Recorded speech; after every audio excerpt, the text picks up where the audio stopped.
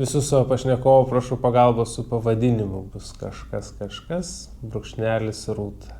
Nu, daug skausmo čia buvo. Tai gal nematomas skausmas? Vengia atrodyti savo skausmą šiaip?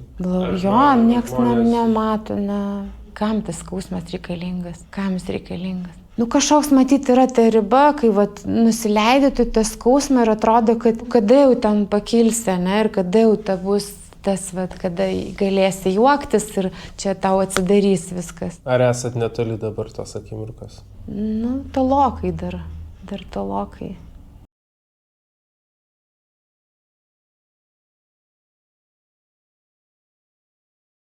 Koks jūsų vardas? Rūta.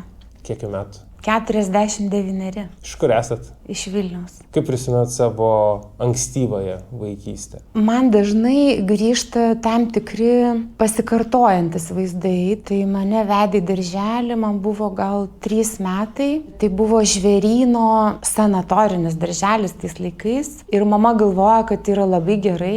Bet jinai nevesdavo, ten kažkaip savaitinis netgi buvo, bet vesdavo, žodžiu, ryte ir pasimdavo. Tai aš palankiau jį 3 mėnesius, todėl kad aš atsimenu tokią auklėtoją juodais plaukais, kuri mušė vaikus. Manęs kažkaip nemušė, bet mačiau, kaip mušė kitus. Atsimenu tą miegamąjį tokį metalinės lovos, tamsų, ir kai tos visus vaikus suvaro, nu, žodžiu, kaip siaubą kažkokį atsimenu, ne, tą darželį. Ir aš palankiau, mama sakė, jo, tai buvo nauji metai ir kažkaip po naujų metų jau aš nebejau, todėl, kad sakė mama, kad aš rėkdavau taip, kad būdavau mėlyna, nu, kaip atvesdavau į darželį. Nu, nusprendė manęs nevesti į tą darželį, tai aš, ką aš darydavau, močiutė, mes gyvenom, reiškia, name, ten daržas buvo, ir močiutė gyveno 1 aukšte, mes palėpiai tokio gyvenom, tai aš tiesiog bastydavausi. Mama išeidavo į darbą ir aš būdavau taip pas močiutę, tai ten, nu, va taip aš atsimenu. Ir atsimenu tokią, nu, ką žinau, dabar tai aš tai suprantu, ne, ir galiu vardinti, tai yra tuštuma tokia. Kada, reiškia, nieko nėra, visi išeina ir tu būni pats vienas su savim ir žiūri tam pro langą, lauki ir tokia, ką žinau, atsiveria kosmoso erdvės. Nu, tokia ta vaikystė mano buvo, močiutė lankė bažnyčią, labai buvo religinga ir aš draugė su ja. Nu, aš atsimenu tas, reiškia, nu, davatkas, galima taip sakyti, močiutė buvo giesmininkė ir tą kontrastą, kai meldžiasi, ne, bažnyčiai ir viskas būna, o po to išeinant, reiškia, jos apkalbinėja ten kažką tai. Nu, dar toksai buvo, reiškia, įstrigęs momentas, kai bučiuoja Jėzų, tą kryžių, ne, ir yra dažytos lūpos, ten raudonai, ružavai, ne, ir lieka tas lūpdažis ant Jėzaus. Tai aš visada galvodavau, o tai kaip čia yra, ne, jisai šventas ir, nu, išteplioja jį, ne, su to lūpdažiu. Nu, žodžiu, tokia buvau visada kažkokia stebėtoja, ne, gal taip savai vardinčiau. Kaip prisimenat santykius su tėvais, kas jums jie tokie buvo? Nu, taip iš karto, va, taip, kai klausėte, ne, kas pirmą kyla, tai tarsi man taip, aš taip jaučiausi, tarsi nėra tėvų. Nu, tai yra toks trūkumas, matyt, kad aš jaučiau, kad jų nėra. Nes jie ten dirbo ir grįžę kažkuo tai užsimdavo. Nežinau net kuo, ne. Ir kad tai, aš tai prisiminčiau, kad ten, vat, man tėvai skyrė laiko ten. Nu, aš atsimenu, kad su tėčiu tik tai žaisdavom, vat, šaškėm išmokė mane žaist, kortom kažką lyg bandė. Bet tokio, vat, bendravimo tiesioginio tai tikrai jo nebuvo. O mama, kas buvo? Gal jinai tokia labiau, žinot, aš buvau pas psichoterapeutą to klausimo dėl mamos ir išsiaiškinti tokį dalyką, kad, nu, aš turėjau įsivaizduojamą mamą. Tokia man jinai labai geros širdies žmogus, pasiaukojanti, tokia visą laiką dirbo, ten, nežinau, 4 ar 5 darbus turėjo, ten buvo tokia. Ir aš suprantu, jokių būdų nekaltinu savo tėvų ir tikrai labai dėkinga esu už tai, kokie jie yra ir kokie jie buvo. buvo, nes jie turi savo priežastis, dėl ko jie tokie buvo. Ir tai va, mama, sakykime, atsimenu, kai pavasaris tokia, mėgdavo pasisiūt sukneles, jinai pati pieždavo ir neždavo pasiuvėją, kad jai pasiūtų ir tokia suknelė, tokia persikų rožinė spalva, kažkokia čia toks sijonas, kaip ta harmonika padaryta, kaip čia vadinasi. Žodžiu, ir jinai tą suknelę, mes einam pavasaris, alyvo žydė, ir jinai sako, Rūtelė, pažiūrėk, kaip kvepia, ne, ten, kaip gražu, kaip gyvenimą yra svarbu mylėti, džiaugtis. Tai tokie momentai. Arba, pavyzdžiui, kai laukiam troleibuso, mama sako, dabar kai lipsim, tai sako, jeigu yra seni žmonės, ta močiutė ar kažkas, sako, būtinai reikia užleisti, nes jiems ten sunku yra, jie pavargę. Tokie gal labiau, nežinau, įkvėpėja mokytoja, tokių dalykų gal gilesnių, bet, kažkokio man visada trūko bendravimo, ne? Jinai visada buvo užsiėmus. Mokykla, kaip prasidėjo, kaip atrodė mokyklos pradžia? Kadangi aš neėjau darželį, tai kai 1 klasė atėjau, man buvo labai keista. Apskritai tie žmonės visi ir kodėl čia mes visi susirinkom, ką mes čia darysim. Ir vėlgi aš tokia buvau labiau stebėtoja ir kai gaudavau kažkokį ryšį su kažkokiu žmogum, tai labai apsidžiaugdavau, kad galiu draugauti, kad galiu su kažkuo būti. Tai draugavau su tokia pirmūnė, kuri buvo klasėje labai keista, o aš buvau tokia, nežinau, man atrodo, kad aš buvau nematoma. Tas buvimas nematoma tiek namuose, tiek mokykloje, tai keldavo kažkokį diskomfortą, ar ne? Ne, kaip tik labai kažkaip gerai. Kai kažkas mane labai pastebėdavo, tai sukeldavo kažkokį tai, nerimą tokį. Kodėl čia manim dabar susidomėjo? O kaip jausdavotės? Nerimas iš to, kad kažką blogo padarė, dėl to pastebėjo, ar iš kur? Jo, kad aš kažką turbūt blogo padariau. Nes įprasta yra būti nematom, tiesa.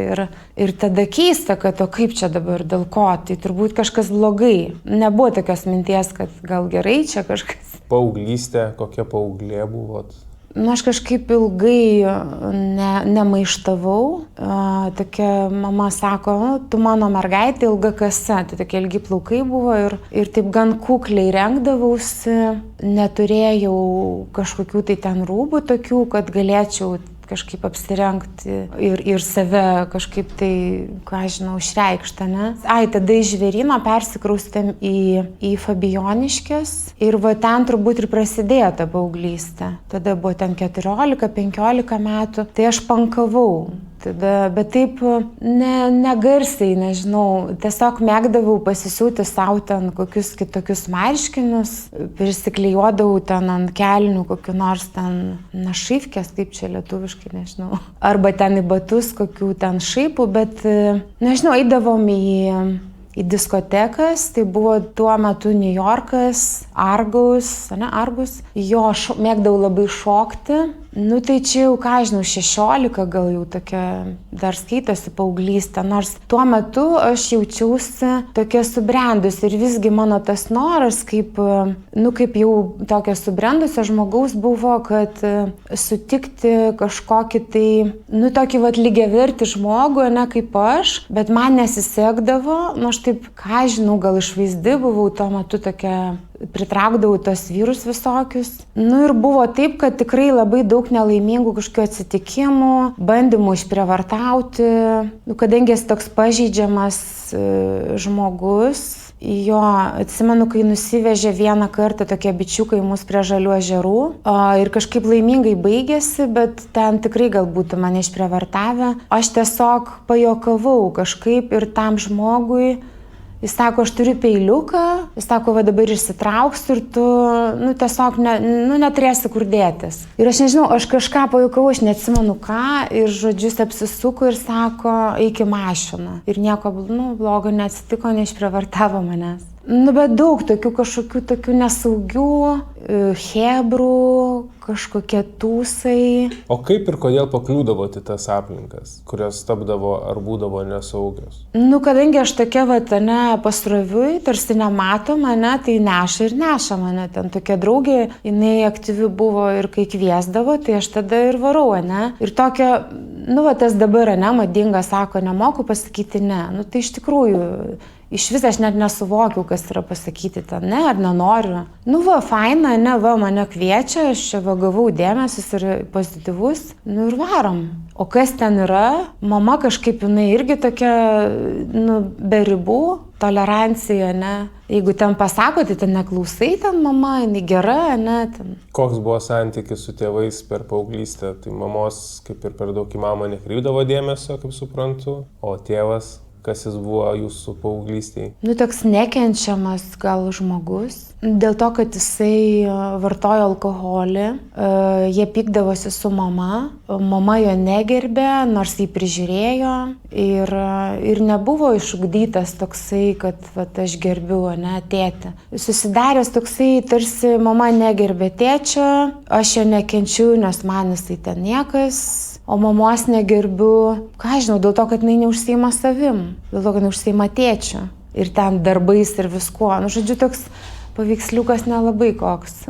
O kada pastebėjot gyvenime, kad tėvas turi problemų su alkoholiu? Tai turbūt paauglystėje. Tai matai, kaip jisai nusišneka, kaip jisai smirda, nu, va, tokių dalykų, ne? Nors aš labai tėtį savo mylėjau ir jisai kūrybingas žmogus, iš tikrųjų, savęs nerealizavęs, taip sakyčiau. Dar atsimenu tokį momentą, dažnai kažkaip man grįžta tas momentas, jis turėjo tokią triušinę kepurę, kažkada žvėrynę triušius laikėm ir buvo, kad tuos kailiukus ten dyrė ir darė kažkokius kailinukus, kepurės. Tokia šviesi kepurė, o užsidėjęs ir aš atidarau duris ir jisai su tokia kepurė ir jisai, reiškia, nuo kraujo visas raudonas. Ir ten rankos kažkaip irgi, nes gal lietėsi, jisai prasiskėlė galvą ir va toks grįžo namo. Nu, įsivaizduokit kaip, ne, man 49, tai aš tai prisimenu, man visada grįžta tas vaizdas. Tai yra, nu, kaip aš įsivaizduoju, kad yra tokia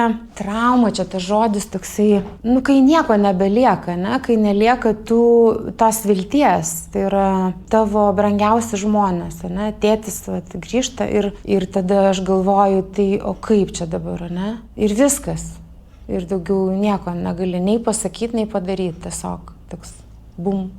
Kas tada jis tampa jūsų akise? Nu, kažkoks tai monstras. Čia, nu, kalbant apie jausmus, ne? Yra jausmai ir yra tėtis, mama, kokie turėtų būti ir kaip ten aš noriu meilės, ten dėmesio, bendravimo. Nu, tai nežinau, nu, monstras. Kaip tu gali eiti pas monstrą pasiguosti? O jis teisindavosi, būdavo tas kažkas, atsiprašinėjimai, teisinimaisi? Ne, su mama tik tai. Nu, kažkaip gal vėlesnė jau ten stadijų, kai aš vyresnė buvau. Tai būdavo toks bandymas, dar vat neseniai jis jau miręs yra. Miręs irgi tragiškai.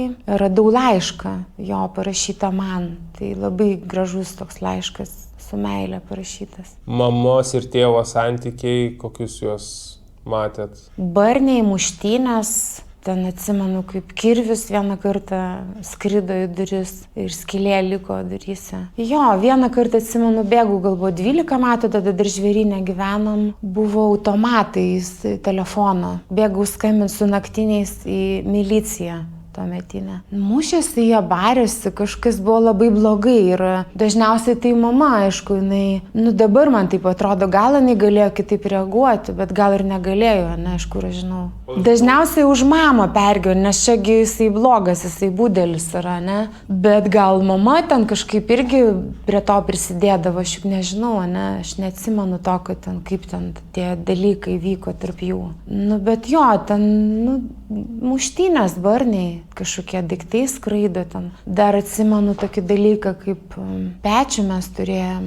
Kaip čia, nu, žinau tą žodį, vėlgi čia daug rusiškų tų žodžių.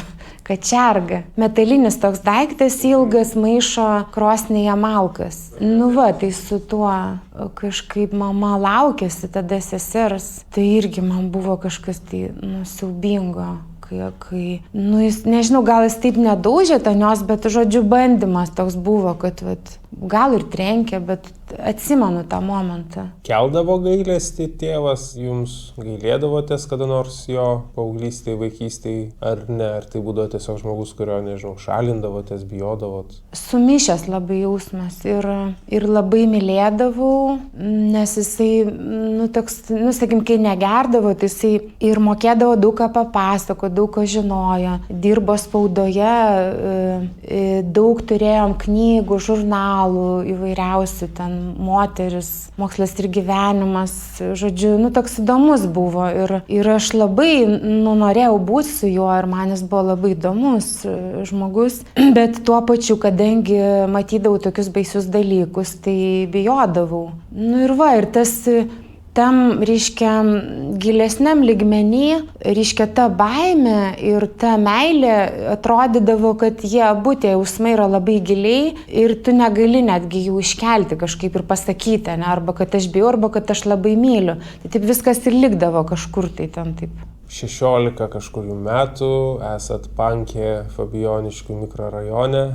Dar toks momentas, kad 10 klasėje mes persikraustėm, jau aš buvau 10-okė ir tėvai ten šalia buvo Fabijoniškių 64-oji, sakė, kad aš turiu ten būtent taip, nes čia netoli namų.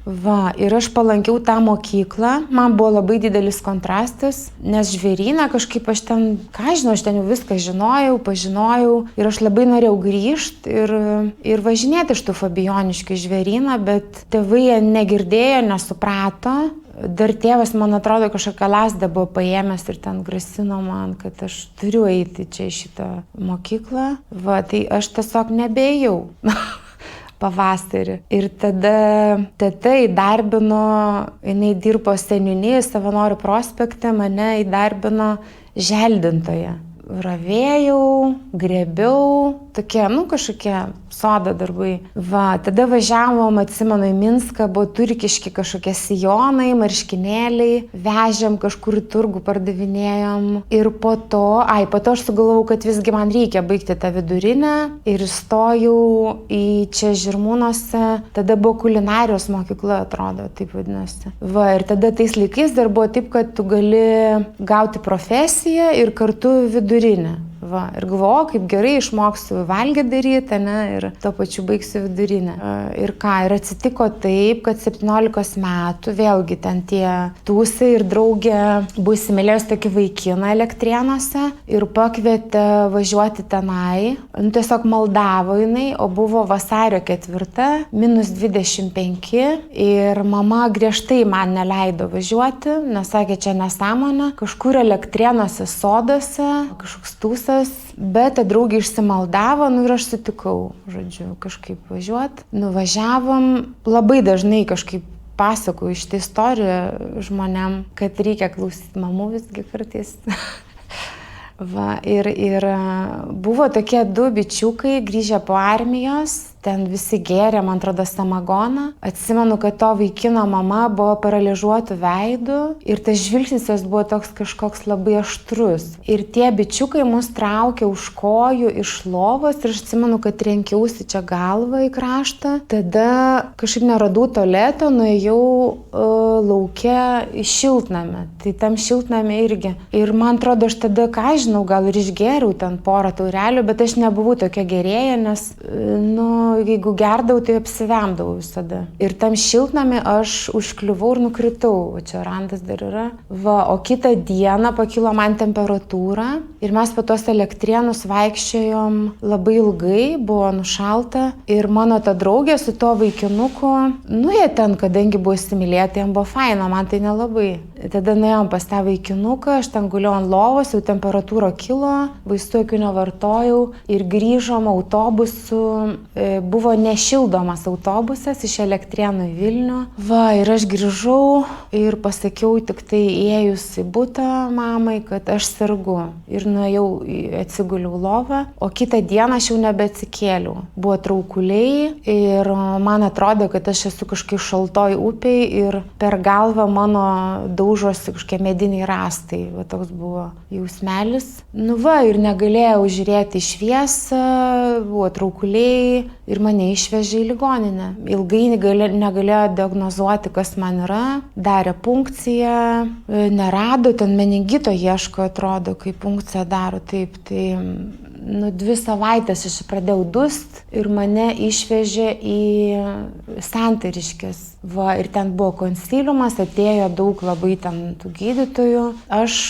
Kas man buvo, tai aš negalėjau reaguoti garsus, tai negalėjau priimti jokių garsų, taip šokinėjau, negalėjau žiūrėti į šviesą ir negalėjau kalbėti.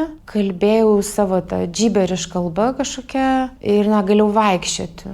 Atsisėsti negalėjau. Tai jie diagnozavo encefalitą. Encefalitų yra daug ten tų rūšių skirtingų, tai yra smegenų uždegimas. Na ir ką, ir viskas, baigėsi draugai, tūsai, truko iki 3 mėnesių, 2,5 gal mėnesio. Va, o po to man kas padėjo atsistoti ant kojų ir šiaip, tai akupunktūra. Gydytoja Trečiakauskienė, aš jai labai dėkinga ir dabar, žodžiu, su tom adatėlėm. Tai pirmą atsimenu seansą Santariškėse, jinai tada dirbo, vežė ant gulto mane, antrą kartą irgi, o po to vežė jau aš galėjau atsisėst. Ir taip palaipsniui kažkaip jau tam vežimėlyje, ir kažkadangi tokia užsispyrus ir sakiau, kad ne, ir aš tokia nebūsiu, negulėsiu čia lovui, nes mama visą gyvenimą turės mane prižiūrėti, ne, tai aš tokia užsispyrus, sakiau, ne, aš pati.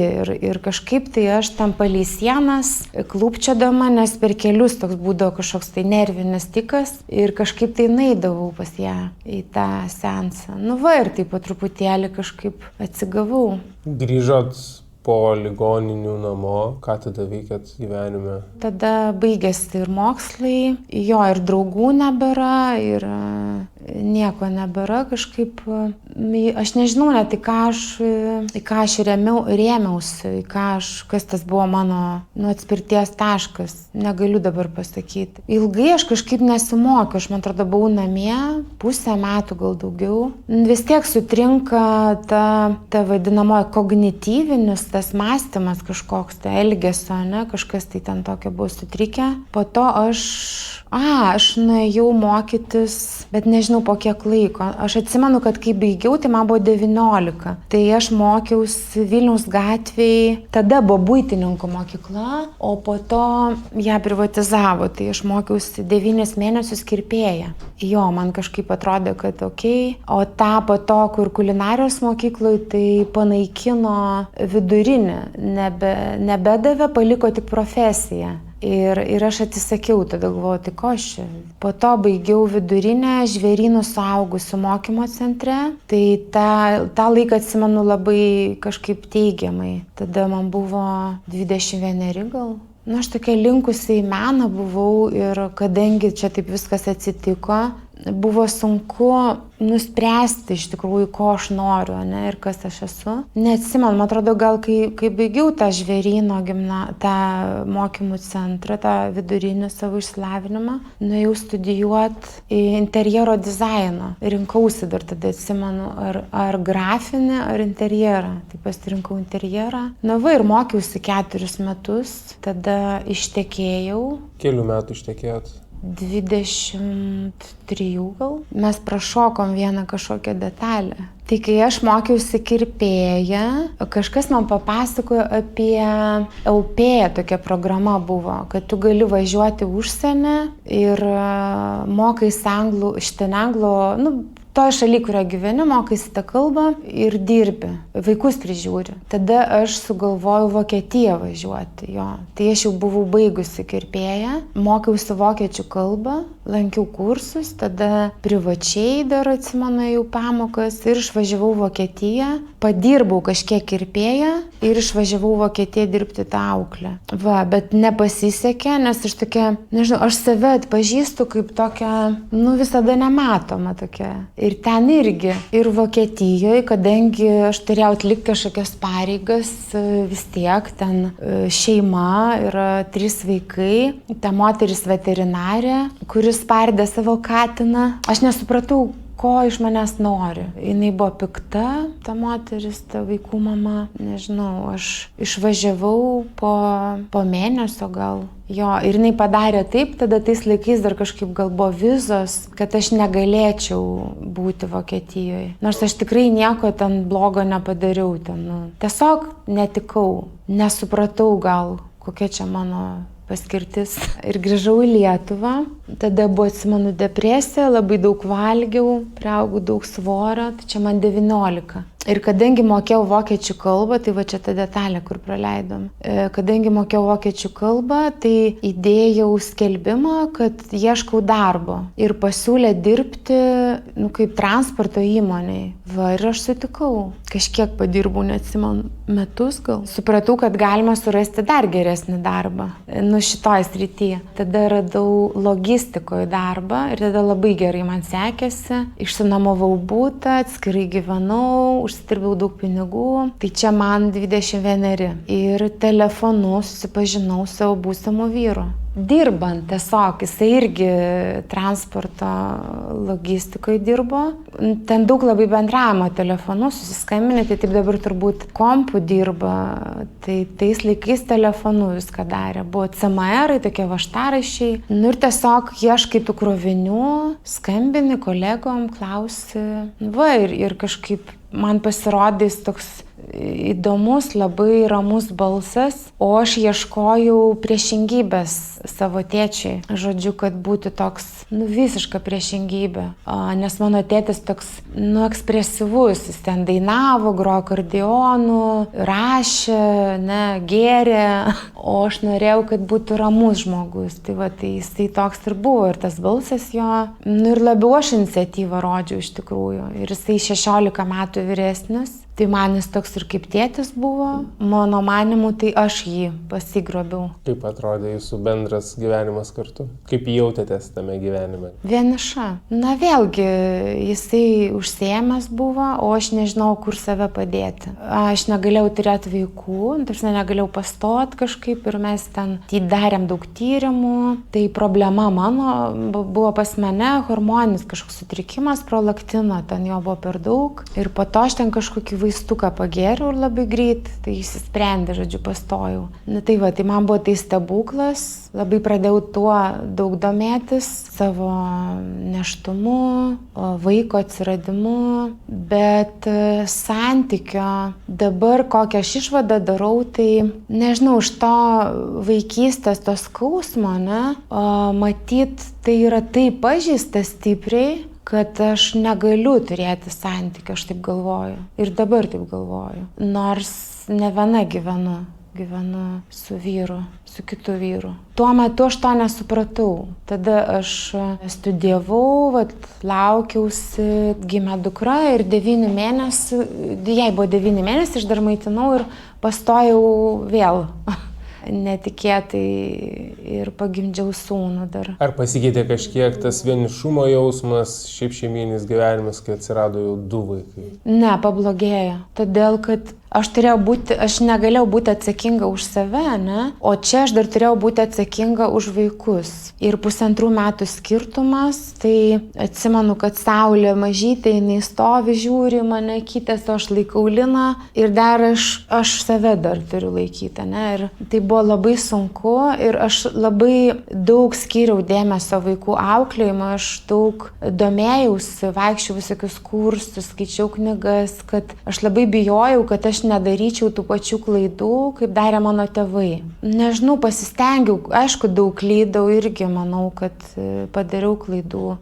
Vaikai labai man nepriekaištauja dėl to.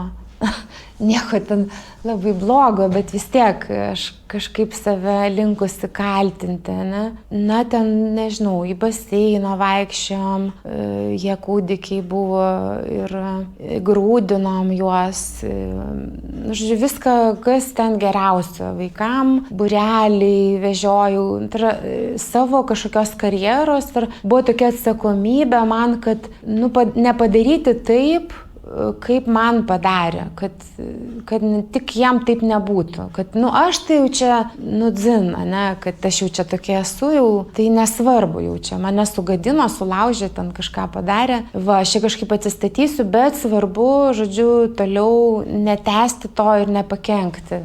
O kaip jautėtės būdama mama?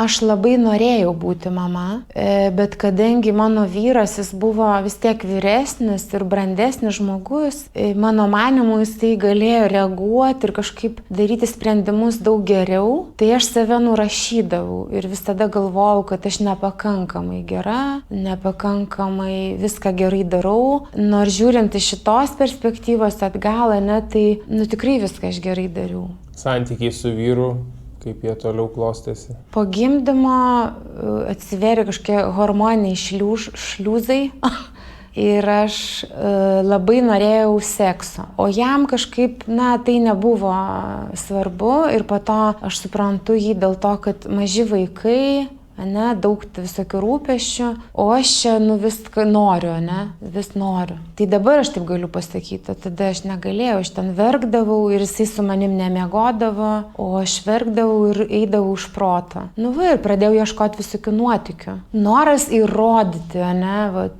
vyrui, kad, jeigu aš tau nereikalinga, nes vėlgi taip, kaip dabar suprantu, kad viskas eina iš anksčiau, tas, kad nepakankama, ten nematoma ir panašiai, ir kad negaunu to dėmesio, begalinis skausmas, kaip čia save išreikšti, nors yra šeima, vaikai, daug tokio neaiškumo ir tada noras įrodyti, kad aš galiu čia ir be tavęs. Labai viskas švelniai prasidėjo, tai puslapis nereklamuosiu, bet neutralus čia. Pažinčių, bet ne sekso puslapis. Ir aš ten tokią anketą pasidariau neutralią, kad bendrauti, kad nieko nežeisti ir vyro irgi. Ir tiesiog susirašinėdavau, su nieko nesusitikinėdavau. Buvau gan populiari, moku rašyti, pateikti, fotografuoti, Bet po to kažkaip buvo to mažai ir to dėmesio vis mažiau, tai sugalvojau, kad reikia susitikti su kažkuo. Ir tada atsimenu vyro atėjau ir pasakiau, kad nuo šios dienos tai mes nebesam čia vyras ir žmona, tu su manim nemėgi ir viskas. Ir aš tai nebesu. Kaip jis reagavo tai? Niekaip nereagavo. Jis labai išmintingas žmogus, mes ir dabar bendraujam, mes labai geri draugai su juo. Ir man jis visada, jeigu kažkas, tai aš galiu su juo kalbėtis ir būti ir padeda jisai visai kaip. Tai jisai tiesiog stebi, jisai išmintingas, jisai žiūri, šitą sugalvoja dabar čia tokia nesąmonė, ir tegu, ir galbūt būtų kažkaip buvę kitaip, jeigu jisai kalbėtųsi, bet jisai nesikalbėjo. Dabar mes kalbame, o tada mes nekalbėjom. Ir aš norėjau išsiskirti. Jisai nenorėjo išsiskirti, taip suprantu. Kaip atrodo tada gyvenimas, jeigu jūs norit kitų santykių, norit išsiskirti, bet jūs su jumis neišsiskiria? Buvo toks mėgiamas pasisakymas, kad aš gyvenu auksinėme narvelyje. Ką žinau, bejėgiškumas, toks nesupratimas kažkoks. Labai dažnai pabrėždavau, aš daug eilėraščių rašiau tada, vienatvė dviese, populiarus, toks, nežinau, toks šauksmas, kad išgirstu, bet nieks tavęs negirdi. Ir ta vienatvė, tai kur save padėti, su kuo čia galima pasidalinti tą vienatvę, niekam ta vienatvė tavo nereikalinga. Ir tada ieškau, ką žinau, kaip tokios, kaip semkės, žinot, žmonės kaip semkės, kaip saulėgrąžos. Valgai ten, vienas kitas. O kad tai yra ne apie juos, o apie mane, tai aš tada nesupratau. Ir visada save kaltinau, kad čia aš kalta, kad aš blogai čia darau, aš bloga, Tada aš nusprendžiau psichologiją studijuoti dėl savęs. Tai jūs turėdavot santykius su kitais žmonėm, su vyru toliau gyvenat ir neišsiskiriat, todėl kad jis nenori išsiskirti. Jis niekada neįvardino to, kad jis nenori išsiskirti, niekada taip nebuvo, bet iš mano veiksmų, tai kad aš ten paduodu skyrybom, tai aš taip suprantu, kad jis turėjo viltį, kad mes turėsim šeimą ir kad viskas bus gerai. O kaip pasikeitė santykiai tada, kai jūs jau bendraujat su kitais, bet jūs dar vis ten turbūt po vienu stogu įsivaizduojate? Aš meluodavau. Jis to nežinojo ar žinojo tai? Po to jis mane pradėjo sekti ir aš vis tiek meluodavau. Aš labai puikiai mokėdavau meluoti. Tiesiog. O kodėl melavot? Jeigu jau norėjot su juo išsiskirti, tai gal jeigu nebūtumėt melavus, tai tada tos skyrybos taip imtų ir įvyktų natūraliai. Nu tai nenoriu juk aš būti jau aš ir taip bloga, tiesa, o dar jeigu aš prisipažinsiu, ne, tai tada viskas, aš esu jau nurašyta, aš jau esu viskas blogis įsikūnimas kažkoks tai. Tai norėsiu, ką žinau, turėti kažkokį tą saugumą, ne, kur grįžti ten, nors ir tą išgalvotą iliuzorinį tokį. Tada aš ir pradėjau ieškoti tikrumo gal, kai tame mele skendau, nors po to akivaizdžiai atsimenu gaudau gėlių ir atsineždavau, tai tarsi norėdavau, kad pamatytų, ne, bet kadangi nebuvo reakcijos, kažkaip man taip atrodė, gal jinai ir buvo, bet man atrodo, kad nėra reakcijos ir su manim vis tiek nekalba, ne? Tai aš tada dar labiau tai provokuodavau ir norėdavau atkreipti dėmesį į save arba buvimą drauge kažkokį, jo įsiklausimą. Į mane, kas man yra. Ir kadangi to nebuvo, tai aš nusprendžiau gilintis per psichologiją. Ir ieškoti kažkokių tų problemų, ko aš tokia bloga, ne, arba kodėl aš tokia kalta. Tie metai aš tada laukiausi ir mokiausi. Kažkaip buvo tas laikas, kai aš ir laukiausi, ir vaikus auginau, ir mokiausi, ir dirbau, labai visko daug buvo. Bet kai studijavau tą psichologiją, aš atsimenu, tai buvo savaitgalis, 5-6 sekmadienį, visą dieną, reiškia tas 3 dienas ir kad aš labai verkiau daug, labai daug verkiau ir daug supratau, pamačiau ir galvojau, o Dieve, tai kaip čia taip, tai čia aš iš tikrųjų, tai čia apie mane. Toks, kai tu atsukęs veidrodį visą laiką į kitus, kad kiti čia kažkaip, o manęs nėra, ne? Ir taip, ir tau atsuka į tave. Ir viską pamatai, tai toks šokas, kažkoks tai ir siaubas, ir baubas, ir tėvai, ir dabar tai aš galiu čia kalbėti ir dalintis, bet anksčiau tai jokiais būdais. Kaip tik pasislėpti, apgauti kažką ten, ne? Adrenalino, pavyzdžiui, buvo toksai irgi momentas paimti kažką, pavogti, ne? Prisiminiau dabar, kad iš kur atsiranda noras vogti. Tai aš tą nagrinėjau, reiškia, todėl, kad nepakanka to dėmesio, ne? Ir kada tu vogi, tu save tarsi, kaip čia, apdovanoji, bet tai yra taip gilu, kad niekas nesigilina net į tai, ne? Kodėl žmonės vagia arba tie kleptomanai. Tai tą problemą dar kažkaip tai išnagrinėjau, kad... O kada pas jūs ta kleptomanijos problema ar vagysčių problema atsirado? Jinai nebuvo, tai yra, aš nepavadinčiau to problema ir aš to kaip testinai neturėjau. Kadangi aš ėjau tą sąmoningumą visą laiką, tai man buvo svarbu atpažinti, ne, kas dabar šiuo metu vyksta. Paauglystėj turbūt kažkaip. Bet suaugusiam amžiui tai išliko tas noras vogti? Netgi tai nenoras, tai yra... Kažkas kompulsyvaus tokio? Jo, kažkas tai tokio, kai man yra labai blogai, ne, ir yra tokia situacija, namuose, ne, santykiuose, kad aš negaliu išspręsti jos, ne.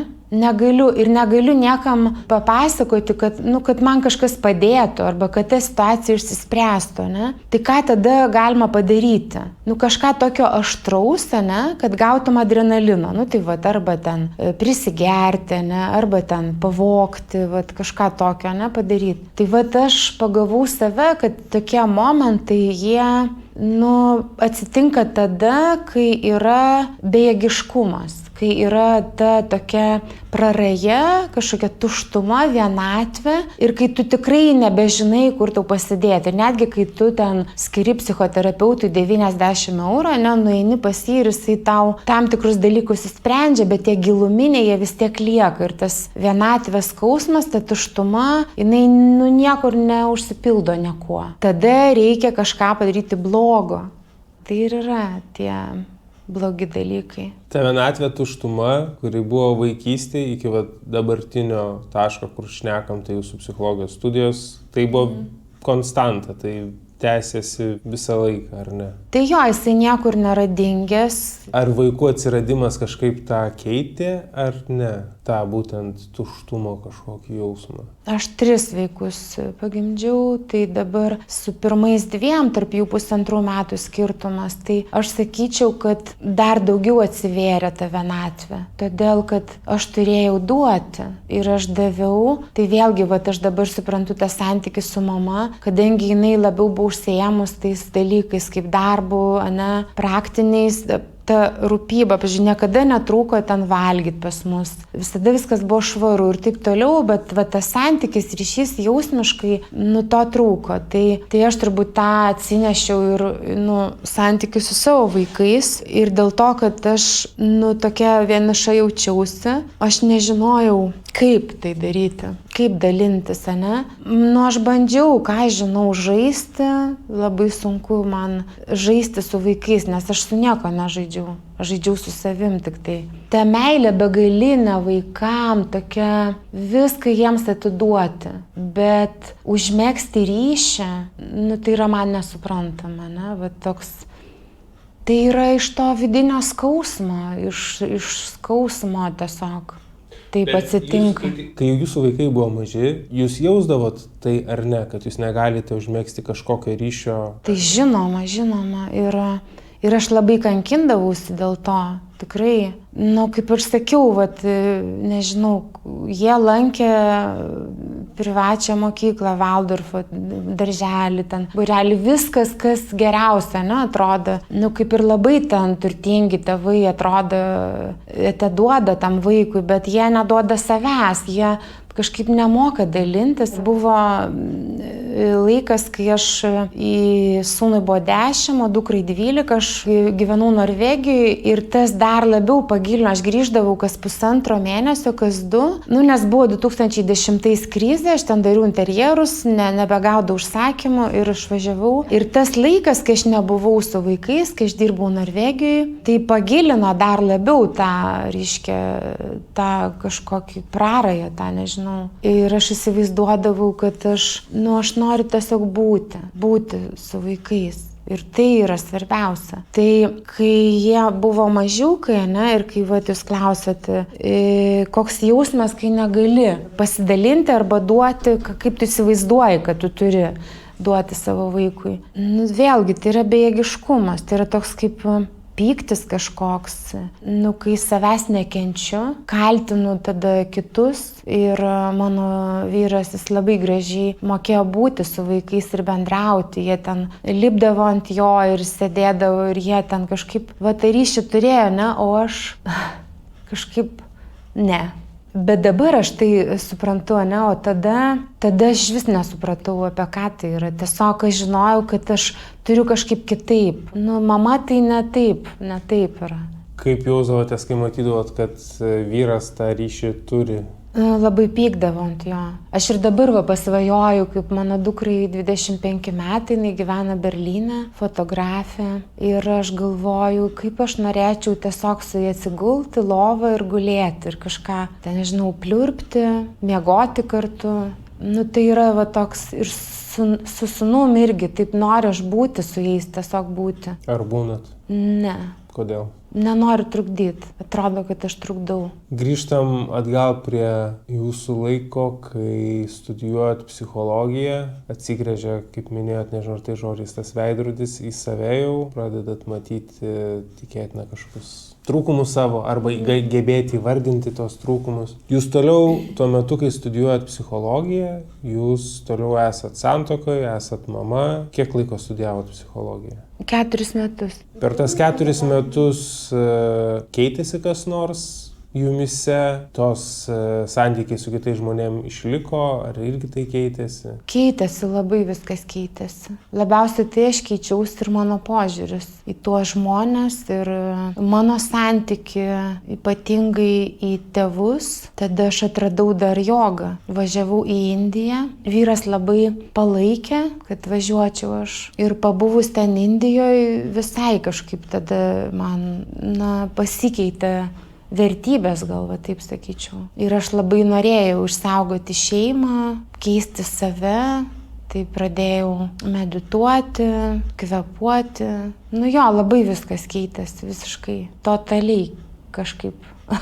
Ar pasikeitė santykiai su vyru? Taip kaip aš įsivaizdavau, kad mes dabar jau eisim į kiną, ten į teatrą, būsim drauge ir taip toliau. Tas toksai įsivaizdavimas, tai taip neatsitiko.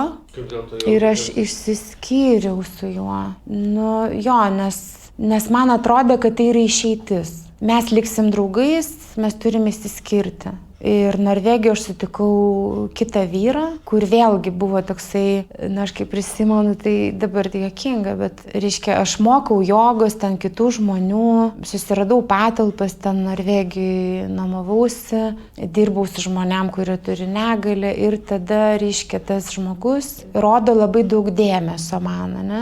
Tai šaunu juk, ne, rodo dėmesį. Aš dabar matoma, kaip faina. Bet paklausti savęs, ar aš noriu būti su to žmogum, ne? Kas jis man toks yra, kodėl aš čia esu, man nekyla tokių klausimų, ne? Vis tiek. Ir vis tiek aš būnu su to žmogum. Tai kaip čia yra? Tokia visiška kažkokia, nežinau, painiava, ne? Vėlgi aš tai pavadinčiau, kažkokia priklausomybė. Aš nežinau. Priklausomybė kam? Priklausomybė nebūti vienai gal, ar būti svarbi, ar... Nors aš labai mėgstu vienatvę. Aš mėgstu būti viena, man tai yra labai toksai, savas, artimas jausmas. Apskritai ir keliavau aš Indijoje viena ir labai gerai jaučiausi. Puikiai. Bet santykė su kitu, dabar tai aš suprantu, ir daug ten tų yra teorijų visokių, kad vienas kitą turi papildyti žmonės, ne, ir turėti ką duoti. Bet man visada atrodė, kad aš turiu tik tai duoti ir gelbėti ir padėti. Tai tą aš ir dariau. Jisai tuo metu Norvegijai skyrėsi. Ir man tada buvo taip, ašgi čia baigus psichologiją, jogę, tiesą, reikia padėti kažkaip žmogui, ne? O kad čia, aš iš jis čia nėra, čia, ką čia net klausti. Tai palaikyti jį reikia, čia skyrybos, ten garažas pilnas iki lubų užkrautas, tai jis ten nori dirbtuvės padaryti, tai padarykim, įkvepiu, jis ten viską mes ten išvalom, padarom dirbtuvės ir nusprendžiam, kad tai bus mūsų, nes aš ten ir tapau, ne, stiklą ten lydžiau, dariau tokius papuošalus. Bet laikui bėgant atsitinka taip, kad mano ten ir molbertas, ir ta krosnelė atsiduria kampe, o visa ta dirbtuvė yra jo. Tai tai yra apie mane, kaip reiškia aš save pateikiu ir kaip finale atsitinka, kur aš atsiduriu ir kas aš esu. Ir tada taip ir čia ir esu aš iš tikrųjų. Kodėl užsibaigė tas etapas Norvegijoje? Jis vartojo alkoholį. Ir atsirado upė. Upės jis nenorėjo. Aš pastojau netikėtai, man buvo 39 metai. Ir mane apkaltino, kad aš specialiai tai padariau. Ten turtingi žmonės labai. Ir mane apkaltino tuo, kad aš specialiai tai padariau. Ir aš, žinokit, būdama 39 metų jaučiausi kaip kažkokia paauglė. Tarsi vėlgi aš kalta, kad čia taip atsitiko. Ir daugiau niekas už tai neatsakingas, yra tik aš. Ir aš atsimenu tą rytą, kai jisai pasikvietė mane ir sakė, dabar sėsk į mašiną ir mes nuvažiuosim ir viską išspręsim. Kad reikia padaryti abortą. Ne? Tai aš atsisėdau į tą mašiną ir sakiau gerai, bet sakiau tavo atsakomybė. Ir jis nevežė. Aš turėjau tokią savo mažą mašinytę, Nissan Micra, 98 metų. Pasikviečiau draugę. Jis leido suprasti, kad aš turiu išeiti. Tai tas nėštumas buvo 2 gal 3 savaitės. Toks, ne, tik vat. Ir mes, ta draugė man padėjo labai, mes sukrovėm daiktus į tą Nissan Micra ir aš važiavau ir atsimenu, kaip jisai važiavo su Audi, atsidarė taip langą, ten muzika grojo ir sakė, duok raktą ir sakė, kaip tas ispaniškas posakis, eik su Dievu. Jo, ir tada pasimetus, ką čia daryt, lieku Norvegijai, gyvenu pas tą draugę ir galvoju, o Dieve, kaip čia bus dabar, kas dabar čia bus. Ir po ten kelių savaičių jisai paskambina, paprašo susitikt, atvažiuoja su tokiu baltu meškiuku, žaisliukas toks, visas išbalęs toks ir atsiprašo. Nu ir vėl aš tokia kaip be nuomonės tokia, nu tai va, tai čia gyva, nu čia kažkaip, va, čia gal taip reikia. Nu ir va, ir nusprendžiam, kad, nu, jo, būnam kartu. Nors giliai viduje, tai nei aš ten norėjau, tikrai nenorėjau. Kažkoks kaip, nu, aš jaučiau, kad aš pati save prievartauju. Gyvenom kartu, bet visada kažkaip aš tokia jaučiau, nu jo, kad aš kažkokį darbą dirbu, kad tai yra tokia kaip prievalė, ne, kad čia taip vat reikia. Ir nebuvo tokio, kad aš vat dabar renkuosi, ne, kad man tas tinka, nepatinka, arba aš noriu taip ar kitaip. Aš išmokusi imti iš akimirkos, nesvarbu, kaip bebūtų blogai, vat einant sakiau, kuo blogiau, to geriau. Iš viso, kas yra dabar, aš pasiimu kas geriausia. Netgi jeigu labai blogai, nu prisimenant vaikystę, ne, gali būti juk, ne, blogai. Tai ir nieko čia tokio. Tame blogume aš pasiimu gražiausią ir man labai faina. Tai buvo pakenčiama kažkaip ir gerai, gal dėl to, kad aš laukiausi kažkaip, tai vaikai buvo Vilniuje, ne, aš skraidžiau, gimė upė, gimė Norvegijoje namuose. Nu, jis labai pasistengė tikrai dėl to gimimo, tai mes ten išsinuomavom tokį pripučiamą baseiną ir buvo pribuvėjęs, ten yra legalu. Tai buvo tikrai labai, nu kažkaip tas gimimas tikrai toks mielas, jaukus ir ypatingas. Grojo muzika, ten nežinau, nu žodžiu, fainai. Nu kas po to, reiškia, tapo nepakenčiama, nes jis matyti irgi turi savo tų traumų vaikystės, kad tas dėmesys nukrypo į kūdikį ir ne į jį. Ir tada įvyko tas konfliktas, kai jisai, nu, pradėjo priekaištauti dėl kažkokių smulkmenų. Ir aš jaučiausi, nu, palyginus su tuo, kaip aš gyvenau prieš tai ir koks mano buvo pirmas vyras, kiek jisai skyrė dėmesio vaikam ir šiaip bendrai buičiai viskam. Ir kaip čia, reiškia, aš viena viską turiu daryti ir viskas nu ant manęs ir netgi atsibusti ten vaiką, kai jisai verkia, pasupti irgi, nu jis tiesiog miega, ne, man tai buvo taip keista ir aš pamačiau tą skirtumą, ne, kontrastas, kaip skiriasi žmonės ir kaip požiūris, reiškia, į vaiko auginimą irgi skiriasi. Ir jis kažkaip dažniau pradėjo vis gert. Mane tas labai dirgino, trigerino, tiesiog išprovokuodavo, man atsirasdavo kažkoks toks, kaip aš sakau, aš alergiška alkoholikams. Ir tam kvapui, ir šiaip, ir vaikas mažas, žodžiu, man taip baisu pasidarė. Ir aš kiekvieną vakarą atsigulus galvodavau ir įsivaizduodavau, kaip aš susidedu daiktus ir išvažiuoju. Ir taip vat kiekvieną dieną. Nu ir ten verkdavau daug, jis nematydavo, bet žodžiu. Ir vieną dieną kažkaip buvo taip, kad jau tai visiškai jau peržengė mano ribas, kad atvažiavo jo draugai, aš buvau išvažiavusi sodybą pas tokius draugus upę, jinai buvo gal 9 mėnesių. Ir aš grįžau ir ant jos staliuko, kur jinai valgo, to vaikiško, buvo padėtas pistoletas. Ir viskas. Ir mane kažkaip taip išmušė iš po kojų, kad tą pagrindą, kad aš pagalvojau, kad aš čia nebegaliu būti. Nu, nes tai yra nesuvokiama kažkaip. Gal netyčia ten padėjo ar kažkaip, bet vis tiek man taip kirto, kad va, ir mes valgėm vakarienę, kažkaip buvo pažeminimai tokie juokeliai kažkokie mano atžvilgiu. Dar man draugai sakydavo, tai tu esi tokia, jam tu esi, nu ką žinau, trečioji šalis. Nu, žiūrėt, kaip. Nu va, ir vieną rytą aš tiesiog paskambinau tokiam draugui, kuris su fūromis ten važinėja ir paprašiau pagalbos. Ir per 4 valandas visus daiktus susidėjau ten prieš namą ant žolės. Va, tai jis atėjo taip, išėjo į balkoną, tai pasižiūrėjo, nieko nepasakė ir nuėjo atsisėdo prie kompiuterio. Tada ten pas tokius draugus sandėliukė tie daiktai buvo ir po to man, aš bandžiau ten kabintis, galvoju, susirasiu darbą, gal išsinuomosiu, kažkaip gyvensiu, bet man tai buvo svetima, ten liepia mokytis ir kalbėti su vaiku norvegų kalba, o aš labai esu apie tai, kad jeigu svetima kalba kalbi su vaiku, ne savo gimtąją, tai yra tas pats kaip duoti vietoj duonos akmenis. Va, toks va jausmas. Ir aš nusprendžiau išvažiuoti. Ir ta mano draugė Norvegija sako, kur tavo namai? Aš sakau, Lietuvoje. Sako, turiu kur grįžti, pas ką gali grįžti? Sakau, pas mamą, kur daugiau, ne? Va, ir aš pasamdžiau automobilį ten. Ir daiktai išvažiavo, o mes su Pyte važiavom automobiliu su ta Nissan Micra ir plaukėm laivu.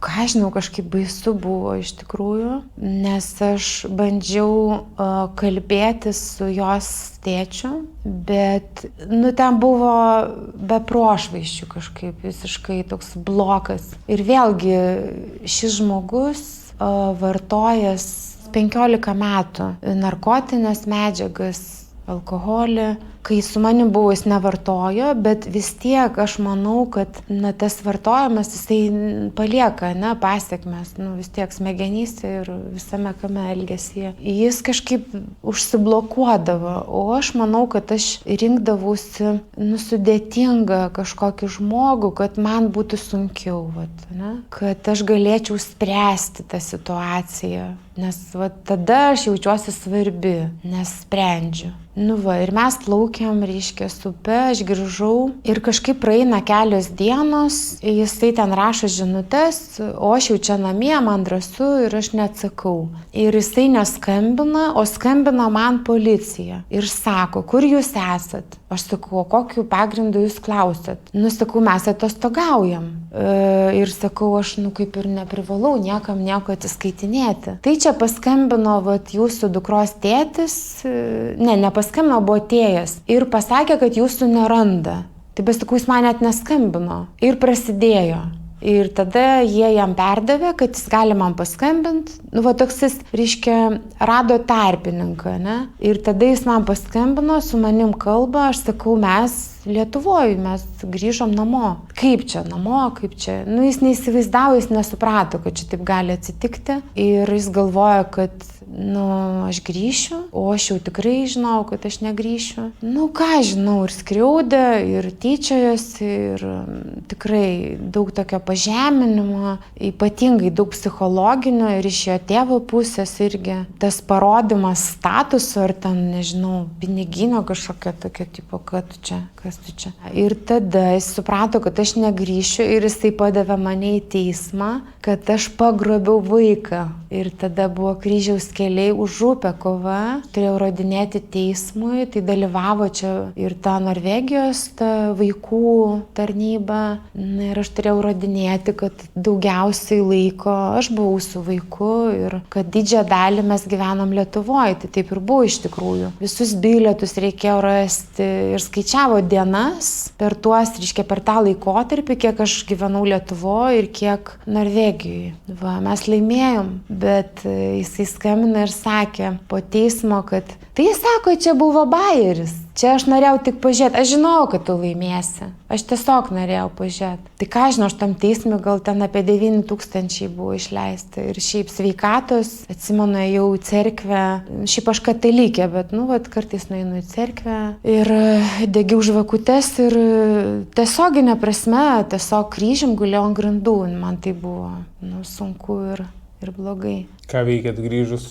Upė dar buvo maža, jai buvo 2,5. Tai dar turėjau užsidirbus kažkiek santaupų, Norvegijoje gerai uždirbdavau, buvo mano geras darbas, aš dirbau, reiškia motyvuodavau žmonės, eidama į sporto klubą, į baseiną, tie, kurie turi negalią. Tai taip save labai realizuodavau gerai. Tai 1,5 metų pabuvom tiesiog, pas mamą gyvenom ir irgi ten upę užsimdavau vaiku. Tai šita motinystė visai kitokia. Yra ryšys ir visai kitaip aš save realizuoju kaip mama. Ir tada po to jau galvojau, kažkaip reikia čia kažko užsimti, kažkokia vėl veikla. Tai grįžau vėl į savo jogą, mokiau vaikus jogos privačiuose darželiuose. Tada turėjau dar suaugusių grupės, bet laikui bėgant pamačiau, kad ta joga kažkokia tampa tokia netikra, tarsi pseudo, kažkokia čia kultūra, kažkoks toks, ne apie tai, ko manęs mokė Indijai, ko aš pati mokiausi. Joga tai yra labiau apie save, ir apie tą vidinį būtent balansą savęs. O ne kažkokio parodymo, kad aš tai darau, kad čia yra cool. Toks ir aš kažkaip pasitraukiau, tada radau darbą ofise, ko niekada nedariau ir dirbau su skundais. Kaip aš sakau, buvau pririšta bambagyslė prie kompo. Ir tokia, atsimenu, kad kelis mėnesius verkdavau, nes man tai atrodo, kad mane uždarė kažkokia čia organizacija. Ten reklama eina, telikai visur, tos įmonės, susirinkimai tokie, kalba, naša kažkokia, reiškia mokymai. Ir tada vėl klausimas, tai kur čia aš, kur čia apie mane. Tiesiog dirbau tam, kad išgyvent, nes buvo geras atlyginimas. Ir buvo labai sunku tam ofise, bet dirbau, nes viena auginau vaiką. Jisai dar kažkaip tai upės tėtis atskrisdavo karts nuo karto ir turėjo vilties kažkokios tai. Bet elgesys ir alkoholis niekur nedingo ir vieną vakarą, atsimenu, girtas, sėdėjo fotelį, aš kažkaip priejau, pasilenkiau, kažką norėjau paimti, tai mane apspjaudė mano namuose, atvažiavęs, kai išvaręs iš ten, toks kaip, ir vėlgi tai buvo riba, kai jau, peržengta riba, ir aš tiesiog pasakiau, kad išeik ir nebeteikiau. Kiek laiko išdirbote ofise? 5 metus. Tada pasiūlė man kitą darbą ofise, kadangi mokėjau norvegų kalbą, bet nepakankamai, tai dar papildomai ten mokiausi. Ten buvo darbas draudimo kompanijai, bet irgi toks gan mechaninis, kažkoks tai programavimas, ten laiškų rašymas. Netiko man ir tada aš ten, sužinojau su sveikata, kad blogai diagnozės, tam bedirbant ofise, labai pablogėjo sveikata. Ir išėjus, nežinau, aš kažkaip neturėjau gal išeičių ar kažkaip, kaip visada, žodžiu, nieko naujo. Nepakankama kažkokia, ir ten, kur priima, ten ir gerai. Tai turėjau sveikatos problemų ir negalėjau kažkaip susikaupti, nes labai skaudėdavo galvą nuolat. Ir taip sutapo, kad būtent mūsų tą komandą panaikino tiesiog tam ofise. Nors ten yra 700 žmonių, o mūsų komanda 15 žmonių. Ir ją panaikino ir kai kuriem pasiūlė palaukti, nes gal bus ten kita pozicija, o kai kuriem sakė, galite išeiti. Aš kadangi dvejojau, tai paskambino man iš personalo ir pasiūlė dar išmoką. Tai sakau, gerai, išeinu. Ir po to metus aš nedirbau, leidau savo nedirbti, tiesiog pailsėti. Nors ieškodavau kažko ten, ką čia veikti. Visą tą laiką iki šito momento, kur sakot, kad išėjot, metus nedirbot, santykiai, kažkokių santykių dar turėjot su vyrais antrom pusėm? Po, grįžimo reikėjo man gal virš 3 metų, kad aš kažkaip atsigaučiau, kad gerai jausčiausi ir atsirado po to laiko žmogus, susitikom. Taip ir pasakė, kad aš praradau teisės, nes važiavau girtas, dabar čia įsiskyriau, mane žmona išmetė iš namų, o aš taigi, tikiu žmogum visada. Kad, ir ypatingai aš gal irgi čia taip galvoju, kad, tada galvojau, kad tai aš galiu padėti, juk aš čia tiek potencialo turiu ir aš čia taip tokia faina visa, ir čia aš įkvėpsiu ir padarysiu taip, kad tas žmogus negers. Bet taip neatsitiko. Ir 3 metus taip mes prabuvom, negyvenom kartu, bet gražus sakyčiau, kad vienas iš tokių ryšių buvo, kur kažkas atitiko, ne, vat kažkas tarsi jau galima buvo vadinti kažkokiu santykiu ryšiu, bet buvo alkoholis. Prieš tai sakėt, kad netoleravot alkoholio, kad ten net ir kvapas sukelia jausmus, bet taip žiūrint, antras vyras iš eilės problemų su alkoholiu, nors sakot, kad jo netoleruojat. Tai toks kaip ir prieštaravimas savo atrodytų, kodėl tai įvyksta. Na, aš galvoju, kad vis tiek mes turim tas koduotas kažkokias pasąmonė ir iš vaikystės. Mes norim kažką savo pasitvirtinti ir įrodyti ir nugalėti gal, kaip ir tėtis, pavyzdžiui, būdavo, kaip nori, kiekvienas, tie vaikai, ne, ir aš irgi, tai turbūt, čia jau nuvalgėta tas, bet nori mylėti, kiek įmanoma labiau savo tėtį ir mamą, ne? Bet klausimas, ar gali mylėti kažkaip va taip. Na ir čia yra atsikartojimas turbūt, pasitikrinimas kažkoks tai, kad va taip buvo ir taip yra ir kad turbūt čia ir yra tas saugumas, ne? Nes tai yra taip panašiai kažkaip tai. O kaip kitaip, tai čia jau yra darbas, čia reikia jau kažkaip visą laiką būti įtampoj, ne? Ir dirbti su savim, kaip čia kitaip, kažką kitaip daryti, ne? Kitaip bendraut gal. Tai daug aš esu padirbėjus su savim, ne? Bet vis tiek yra lengviau tą patį turėti modelį ir jį kartoti, ne? Ir gelbėti, nes tai yra taip artima, taip sava, ne? Ten apsimyžęs alkoholikas, ne? Ir tai yra taip apie tai, kas pažįstama. O jeigu ne, tai tada tai čia, kaip čia tada, kaip čia būti, o kaip čia aš negaliu būti savim tada, ne? Tai čia toks gelbėjimas tų vyrų yra toks bandymas išgelbėti tėvą tam tikrą prasme. Manau, kad taip. Ar pavyko nors kartą ką nors išgelbėti? Nepavyko. Prieš pokalbį nemažai kalbėjome apie žodį kopriklausomybė, jūs jį savo priskiriat. Taip, aš manau, kad, aišku, tai yra pavadinimas. Kopriklausomybė, kaip ir priklausomybė. Tai kas yra kopriklausomybė? Tai yra, kai tu priklausomas nuo to, kuris yra priklausomas. Todėl, kad aš turiu tokią patį problemą, kaip ir dauguma žmonių, ir šiaip aš manau, kad kaip po sveikų žmonių praktiškai nėra. Ir kas užsideda pirmą chalatą, tas ir gydytojas. Ir tada yra lengviau, nes nereikia savo problemų spręsti. Yra šalia žmogus, kuris turi problemų ir tu apie save neturi galvoti, tu galvoji apie tą žmogų. Ir taip, tokiu būdu kažkaip nusimuilini ir nėra taip sunku, nes tu matai, kad kažkam yra sunkiau, ypatingai artimam žmogui. Ir čia per jį, čia jisai toks, ne, o manęs kaip ir nelieka, ne, ta nematoma, vėl ta nematoma rūta ir, taip, žinai, tiesiog išsprendi visas problemas. Visas, tai yra labai lengva. Taip, čia ironizuoju. Neišsprendi, tikrai gal net dar pagilini, todėl, kad tu kišiesi į kito žmogaus gyvenimą. Sakysiu aš, gal taip tiksliau, teisingiau. Aš kišuosi, nes tada, aš galvoju, kad aš ten geresnė, stipresnė, kažkokia ten kažką daugiau galiu, maždaug vos ne Dievas, tiesa. Ir kokią teisę mes turim spręsti ir ar tas žmogus iš tikrųjų turi poreikį, ar jam reikia, kad aš jį ten kažkaip gelbėčiau, arba ten.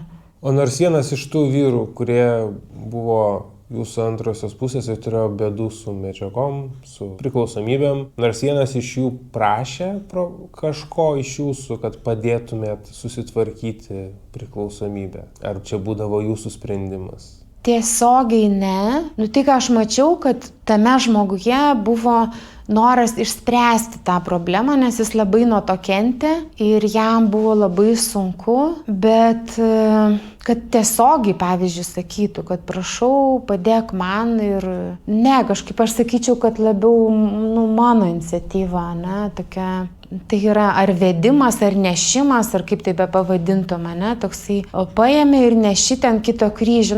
Taugi sunku, ne, tai man tai nesunku, aš čia pripratus, man čia viskas gerai, aš panešiu. Ir pasiėmė, o tam žmogui yra labai patogu, gal ir smagu to pačiu. Ir aš manau, kad, tiem gelbėtojam yra kažkaip net gal sunkiau, todėl kad tas, kuris vartoja ar ten narkotinės medžiagas, ir alkoholis, jisai gali nueiti tuo metu, kai jam yra blogai, prisigert gali, prisivartoti, ir jam bus kaifas. O tas, kuris nevartoja, tai jisai ir pergyvena tą, reiškia, išgyvena, jis galvoja apie tai, jisai prisima atsakomybės viską ir tada visame tame gyvena, jo paties nebelieka, lieka vien tik tai kažkoks skausmas, jaudulys ten ir našta ir ką, ir tada, viskas.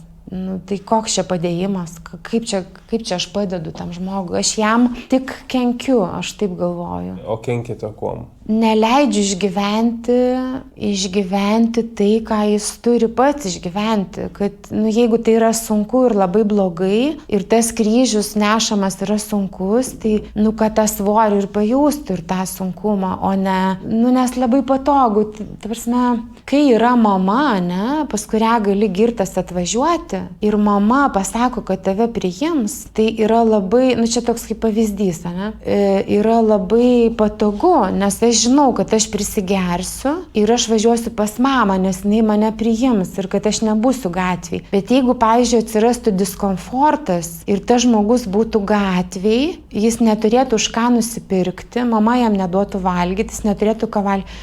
Galbūt jis pamatytų kitokių rakursų, nes kažkaip kitaip pajaustų visą tą situaciją. Bet kada kiekvieną kartą arba ten mylimoji kažkaip tai padeda mama, ten dar kažkas, tai tie žmonės, ko priklausome, tokie kaip aš, jie tarsi palaiko tą priklausomybę. Jie yra tie palaikytojai, nes jie sukuria terpę tam toliau vykti. Vyrai su priklausomybėm jūsų gyvenime visą laiką buvo ta tendencija, ar pirmas jūsų vyras turėjo su to problemų, ar ne?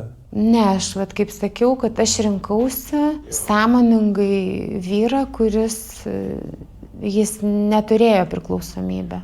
Ar tada tie vyrai su priklausomybėm ir priklausomybiniai žmonės jie atsirado po psichologijos studijų, po jogų, po viso to jūsų vidinio pasikeitimo, tada jie atsirado tik tais? Sakyčiau taip. Kada aš kažkaip, išsiaiškinau, kas aš esu, apie ką, nes turbūt tas pasirinkimas pirmo vyro buvo, tokia kaip apsauga, ar kad neduok die, atsitiks taip, kaip, tai yra, save apgauni tiesiog. Tiesiog, kad racionalus, taip nebus, kaip buvo, o jau ten, kas ten viduj, jausmai kokie, ten nepaisai to, bet kad tik, svarbiausia, kad tik nebūtų taip, kaip man buvo vaikystėje. Kuo dabar gyvenime užsiemat?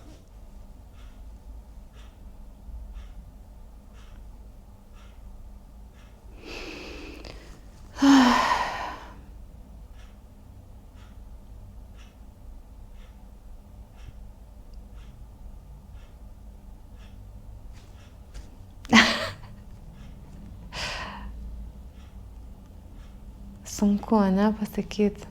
Gal taip, jeigu tiesą ir neapgaudinėjant, tai sakyti, kad aš esu dabar tokiam slenkstyje, toks tarpinis toksai, arba reiškia atgal, ten, kur buvau, toj gelbėtojos pozicijai, arba aš ryžtuosi ir tiesiog gyvenu viena, su tuo skausmu, priimdama save, kokia esu, su ta tuštuma, nes yra daug gražių dalykų, kuriuos galima veikti ir vienam, tiesa.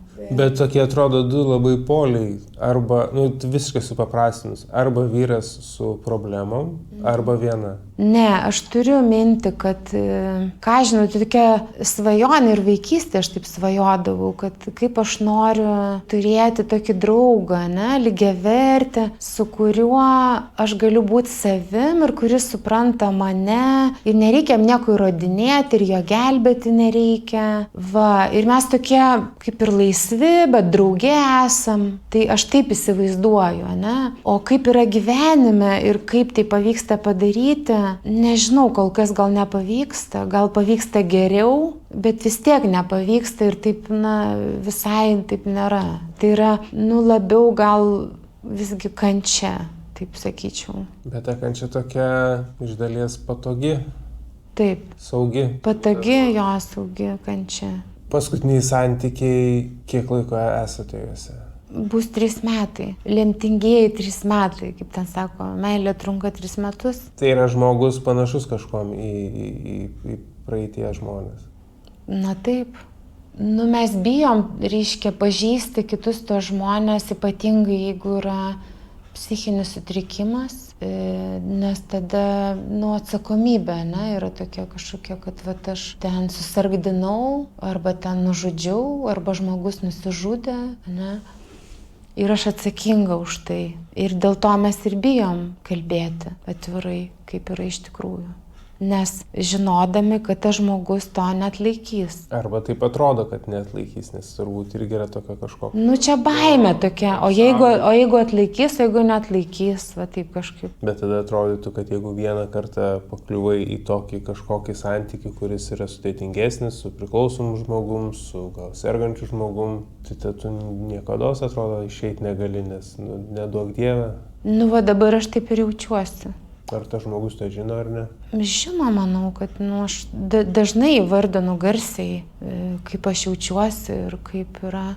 Ir aš matau pastangas ir matau tokius šokinėjimus kažkokius, bet tikrai matau norą, kad būtų geriau, tik tiek, kad mano tas pažeidžiamumas jis yra toks trapus, kad aš visiškai neturiu jokių garantijų. Visiškai. Ir aš negaliu į nieką atsiremti. Visai. Tokia plona linija, tarp realybės ir beprotybės.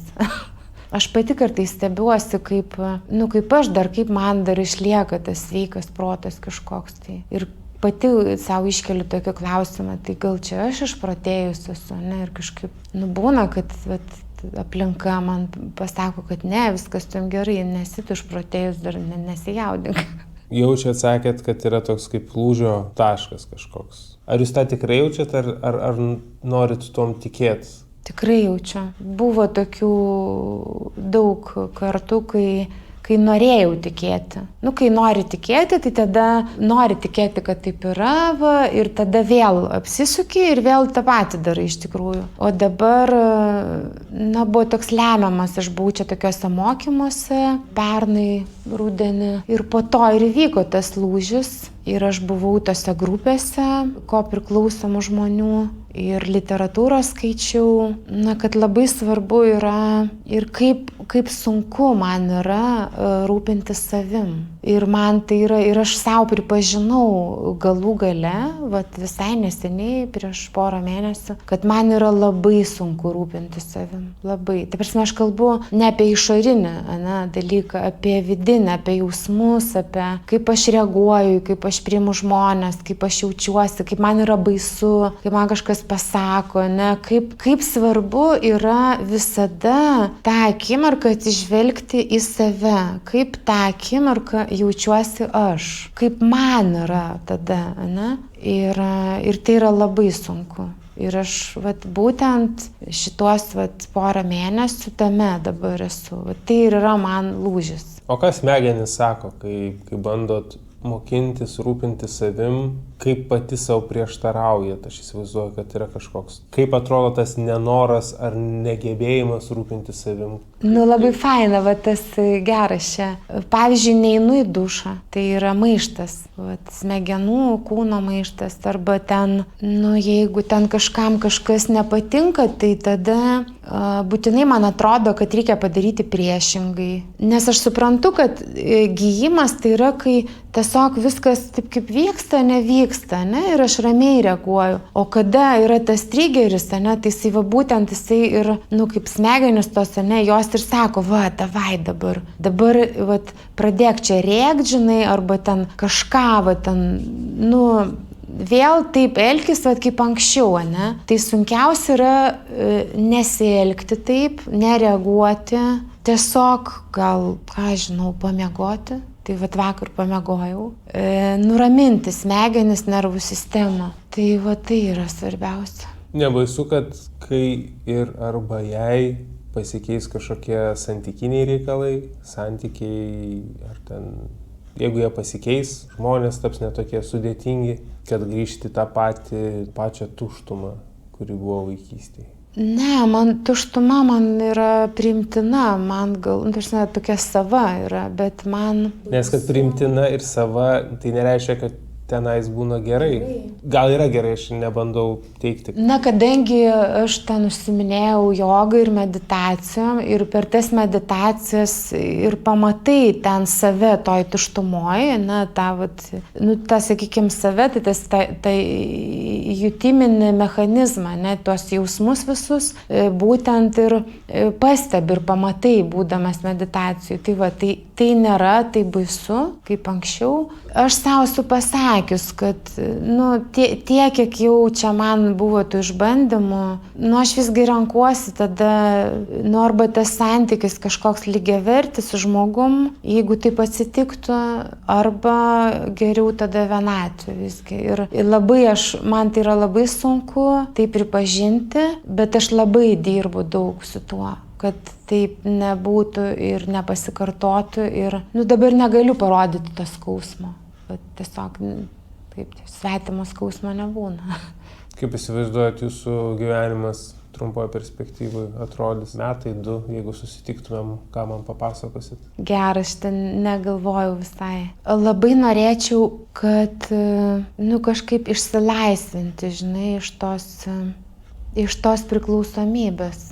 Ir nejausti tos atsakomybės kažkaip už kitą žmogų. Ir taip įsivaizduoju, kad aš gerai jaučiuosi, laisva, nes yra tikrai buvę tokių periodų mano gyvenime, kai aš buvau savim, kai aš dariau, ką aš mėgstu, kas man patinka, nu, jaučiausi laisva, kažkaip taip. Tai va, tai apie tai ir svajoju. Kažkaip negalvau, kad 1-2 metai, bet, na, sakykime, tebūnie taip. Na jo, tokia, matau save tą tokią, laisvą, laimingą ir darančią, kas man patinka, ką aš noriu, o ne ką aš privalau, arba ten turiu, arba ko reikia kitiems.